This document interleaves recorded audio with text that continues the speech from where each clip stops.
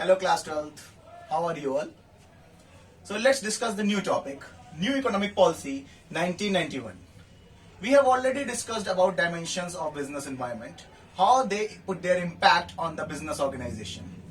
Now, New Economic Policy was introduced in the year 1991.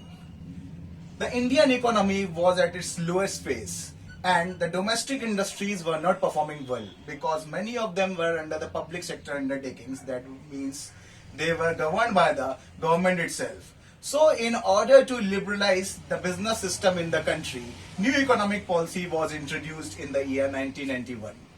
What were its main features? First, de-licensing was done.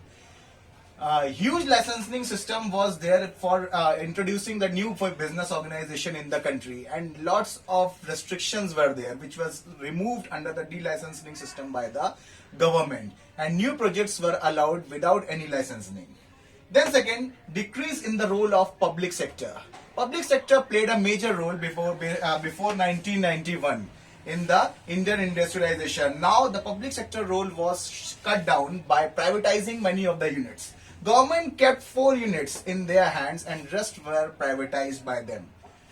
Then third, disinvestment was there. Disinvestment means selling of shares of the public sector units to the private sectors in order to gather funds.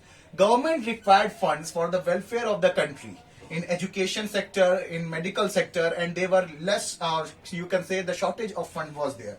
So disinvestment was done by the government and shares were sold to the private sector for gaining the money. Then liberalization of foreign capital. FDIs, foreign direct investments were allowed, means the foreign companies were allowed to invest in the country directly so that foreign capital can be raised from them. And fifth, introduction of LPG policy. Liberalization, privatization and globalization was introduced in the country. Restrictions were removed, public sector units were privatized, and foreign companies were allowed to